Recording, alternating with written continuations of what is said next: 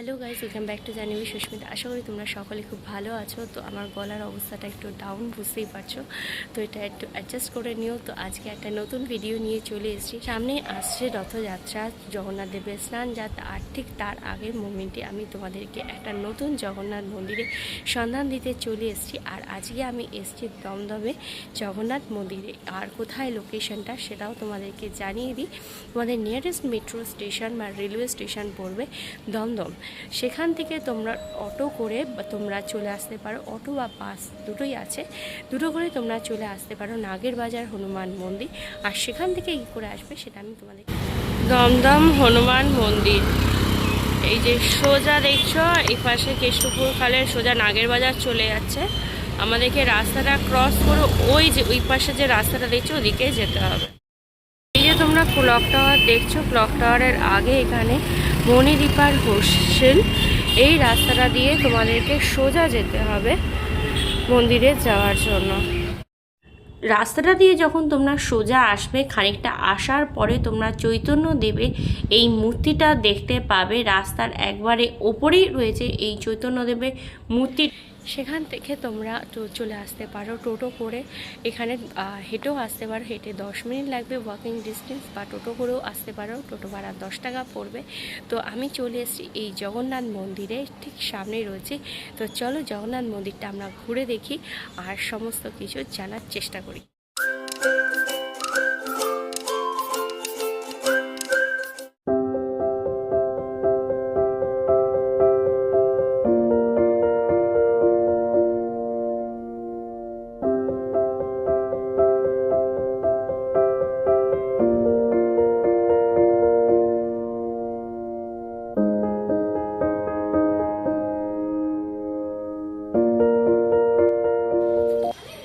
জগন্নাথ ঘাট, যে ঘাটে যে রাস্তাটা দেখছো সেটা খুব সুন্দর করে এখানে আলপনা দেওয়া হয়েছে। যে সোজা যে ঘাটটা তোমরা দেখছো, এই ঘাটটায় নামকরণ করা হয়েছে প্রভু জগন্নাথ ঘাট। এটা ছোট একটা পুকুর মতন করা হয়েছে, এটাই হলো জগন্নাথ দেবের ঘাট। আর এই যেখান থেকে সোজা কিন্তু আমাদের মন্দিরটা দেখা যাচ্ছে, এই যে একদম দেখো সোজা মন্দির। মন্দিরের উপরের দিকে রয়েছে ধ্বজা, আর তারপরে রয়েছে নীলাচক্র। মন্দিরটি খুবই কম পরিসরে তৈরি বলে এখানে শুধুমাত্র মূল গর্ভগৃহ আর তার ছাড়া রয়েছে জগমোহন। আর জগমোহনের সামনের দিকে রয়েছে দেখো অনেকগুলি মূর্তি, আর মাঝখানে রয়েছে মা লক্ষ্মী একটি সুন্দর বিগ্রহ। আর সম্পূর্ণ মন্দিরটি তৈরি হয়েছে কলিঙ্গ স্থাপত্য শৈলীতে। মন্দিরের সামনের দিকে রয়েছে অরুণ স্তম্ভ, অরুণ স্তম্ভের দুপাশে রয়েছে পিছনের দিকে দেখো শ্রী বিষ্ণুর দ্বার রক্ষক জয় ও বিজয়ের দুটি মূর্তি। আর তার সামনের দিকে রয়েছে দুটি সিংহ মূর্তি, যেমনটা আমরা দেখে। মন্দিরটির সামনের দিক থেকে দেখার পর পাশ থেকে আমরা দেখব মন্দিরের গঠন শৈলীটা। মন্দিরটা সম্পূর্ণরূপে পুরীর মন্দিরের আদলে তৈরি করার চেষ্টা করা হয়েছে। আর এই যে উপরের দিকটা দেখো, উপরের দিকে যে কলিঙ্গ স্থাপত্য শৈলীতে তৈরি, আর তার নিচের দিকে শ্রী বিষ্ণুর যে দ্বাদশ অবতার, বিষ্ণুর যে বিভিন্ন অবতারগুলো, সেই অবতারগুলো মন্দিরের দেয়ালে সুন্দরভাবে মূর্তিগুলি বানানো হয়েছে। আমরা এখানে যেমন পরপর দেখতে পাচ্ছি বামন অবতার, নরসিংহ অবতার, আর তার পাশে মন্দিরের দেয়ালে রয়েছে দুপাশে দেখো কৌষ্টিক পাথরের তৈরি দুটি মূর্তি। আর এই কৌষ্টিক পাথরের দুটি মূর্তির ঠিক পাশে রয়েছে একটি বামন অবতার, শ্রীকৃষ্ণের দ্বাদশ অবতারের মধ্যে।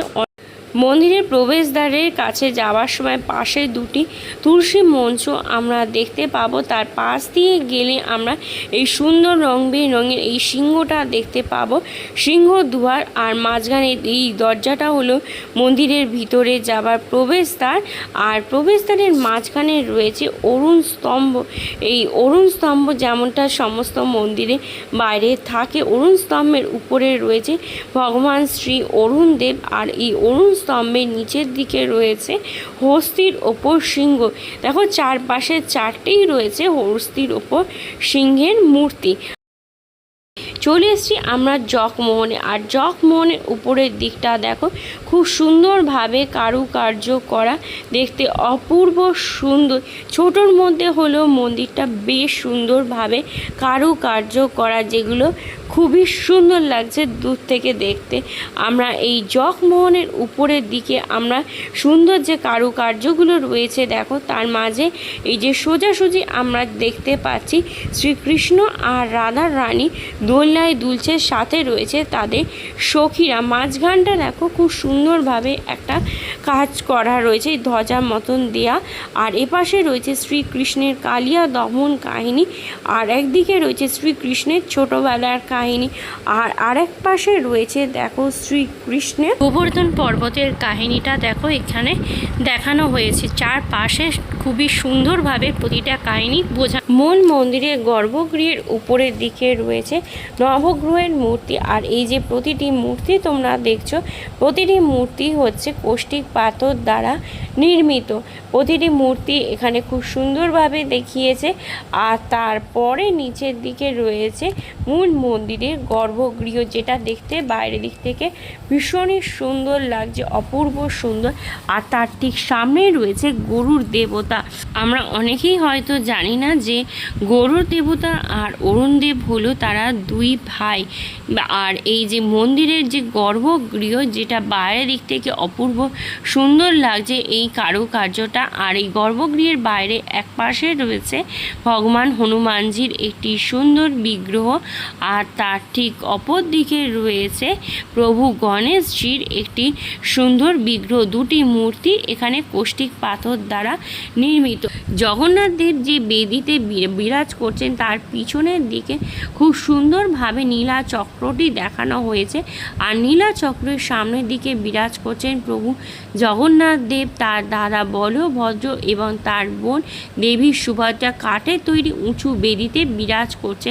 আর যে মূল গর্ভগৃহের ভিতরেও শ্রীকৃষ্ণের বিভিন্ন কাহিনী দেখো ছবির মাধ্যমে খুব সুন্দর করে ফুটিয়ে তোলা হয়েছে। আর এই যে পিছনের দিকে দেয়ালটা, সেটা বেশ আকর্ষণীয় লাগছে। এই সুন্দর নীল আচল যে প্রভুর যে নাম, সে পিছনের দিকে দেয়ালটা নীল, আর তার সামনে রয়েছে নীল চক্র। ঠাকুরের সামনের দিকে রয়েছে শ্রীকৃষ্ণের একটি মূর্তি, তার পাশে মা লক্ষ্মী একটি মূর্তি ও শালিগ্রাম। প্রভু জগন্নাথ দেবের মন্দিরে কিছু নিয়মাবলী আছে। মন্দির খোলার সময় সকাল 6টা, মঙ্গল আরতি 6:05, বাল্য ভোগ সকাল 8টা, ভোগ আরতি সকাল 11:30, দুপুরবেলা বন্ধ হচ্ছে মন্দির 12টার সময়, বিকেলবেলা খুলছে 4:30, সন্ধেবেলা আরতি 6টা থেকে 6:30, সন্ধ্যাকালীন ভোগ আরতি 8টা থেকে 9টা, আর মন্দির রাত্রিবেলা বন্ধ হচ্ছে 9টা। এখানে কন্ট্যাক্ট নাম্বার আছে, তোমরা যোগাযোগও করতে পারো। মন্দিরের অপর দিকের সাইডটায় আমি চলে এসেছি। এই দিকেও দেখো মন্দিরের দেয়ালে শ্রীকৃষ্ণের দ্বাদশ অবতারের এখানে অবতারগুলো রয়েছে, যেমন গৌতম বুদ্ধ আছে, তারপর মৎস্য অবতার, আরও অন্যান্য অবতারগুলোই মন্দিরের দেয়ালে খুব সুন্দরভাবে দেখানো হয়েছে। আর ঠিক তেমনভাবে নিচের দিকে দেখো মন্দিরের দুপাশে দুটো কৌষ্টিক পাথরের তৈরি মূর্তি রয়েছে। দুটো মূর্তির পাশে ঠিক এই পাশের দিকেও রয়েছে শ্রীকৃষ্ণের বামন অবতারের একটি মূর্তি। আর বাইরের দিকে জানলা দিয়েও শ্রী জগন্নাথ দেবের এখানে বিগ্রহ দর্শন করা যাচ্ছে। তোমাদেরকে জগন্নাথ মন্দিরটা পুরোটা ঘুরে দেখালাম, টাইমিংটাও জানিয়ে দিয়েছি কী করে আসবে সমস্ত কিছু।